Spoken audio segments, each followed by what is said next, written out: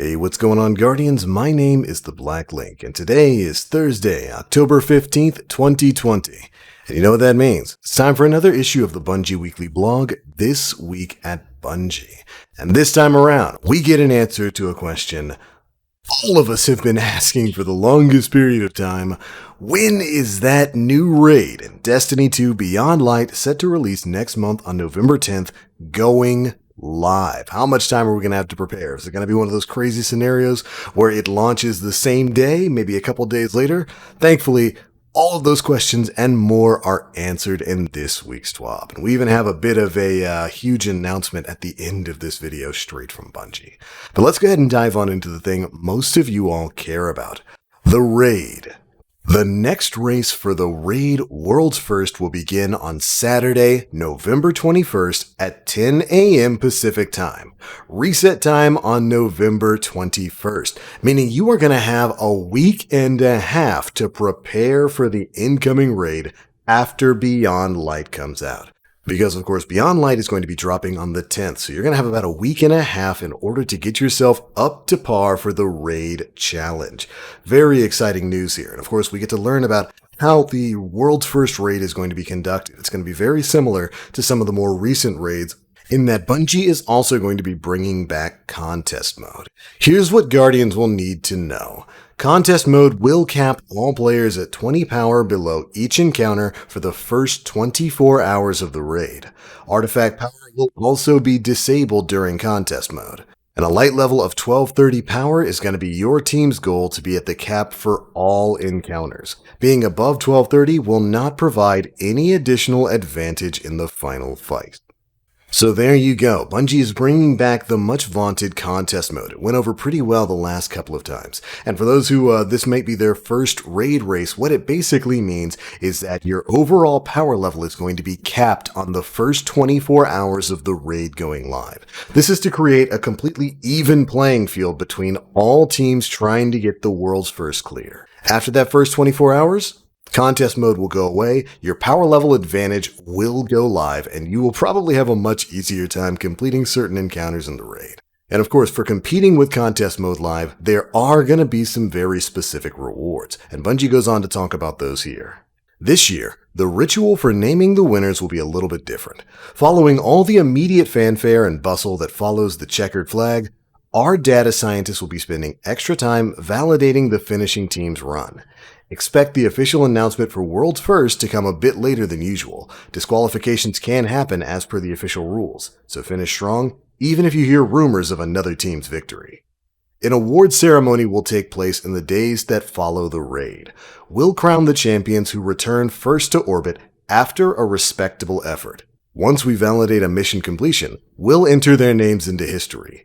Every member of the 6-player fire team who is certified as the world's first finishers will receive a title belt as their ultimate reward. This is a real-life thing. They actually send you like a WWE-style championship belt. It's actually pretty awesome. They want to say that we will unveil the new belt closer to the start of that race. Even if you don't win World's First honors, the earliest victors in the raid can claim some awesome rewards to let the world know you were among the first to fight. Everyone who has completed the raid in the first 24 hours while contest mode is activated will receive this very special emblem. They continue on by saying, for those of you who want to flex in style, we will be offering a new Europa-ready raid jacket you can purchase through Bungie Rewards. Finish the raid before December 1st at 9 a.m. Pacific Time to claim your code. You can use that code to make your purchase anytime before 11:59 p.m. on December 31st. And of course, they'll show off a preview of that jacket closer to the launch of the raid. So again, like in previous World's First runs, if you complete the new raid within a set period of time, that period of time is going to be from November 21st until December 1st of this year, you will have the option to earn and then purchase a raid-themed Europa jacket. Moving on, they state that for those who like to savor new content like a fine wine and not just rush through the raid experience, you will have rewards waiting on you when you get there. Along with the new redacted weapons and armor, everyone who completes the raid will also be earning this brand new emblem. Good luck to everyone with their sights set on the final boss. So there we go. That's how the world's first contest is going to be working. Like last time, contest mode will be a thing. The world's first team is going to be celebrated, though they're going to take some extra time, it seems, to validate runs and make sure that there's no tomfoolery or cheating this time around. But once that validation is finished, the winning team will be announced. They will win the championship belts. And then for anybody else who completes the raid during the first 24 hours for contest mode will have access to that special emblem. And of course, anybody who beats the raid within those weeks from November 21st to December 1st will also get access to that new raid emblem. And finally, anybody who beats the new raid is going to get that red emblem we just showed off here. There's all the news we have about the world's first race and the launch of the new raid in Destiny 2 Beyond Light. Hopefully it answered all your questions, and hopefully you and your crew are ready to rock and roll. Earlier today, Bungie announced how Destiny is going to perform on your next generation console devices. If you have a pre-order already in hand, they want to set expectations for when the full suite of next-gen enhancements to the Destiny player experience will land. These upgrades will be delivered on December 8th. And here's a preview of the enhancements you'll be able to look forward to if you happen to pick up a PS5 or an Xbox Series X and play Destiny 2. And then we got this great chart here showing some of the benefits that are going to be coming along with these new consoles. Of course, there's going to be 4K resolutions for the PS5 and the Xbox Series X, or 1080p resolutions for the Xbox Series S, frame rate of 60 FPS across the board. Super excited about that. It's about time consoles got to experience what this game is like at a frame rate beyond 30 FPS. So happy. You're going to have an FOV slider across the board, faster loading times across the board, cross-generation play, meaning if you're playing on a PS4 right now, you'll also be able to play with PS5 people. If you're playing on a Xbox One right now, you'll be able to play with Xbox Series X and S players as well.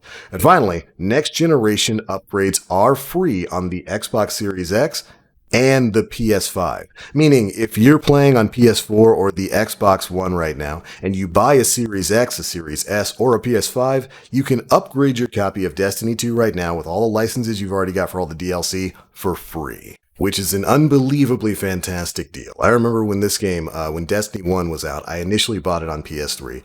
And then when the PS4 dropped, I got PS4s at launch and was able to upgrade my copy of Destiny 1 from the PS3 to the PS4, and it was a great experience. Very happy that we're going to be seeing that trend continue here. But alright, moving on from there, of course, we had the Cipher Decoder updates a little bit later last week. We talked about those a bit over the weekend and whatnot.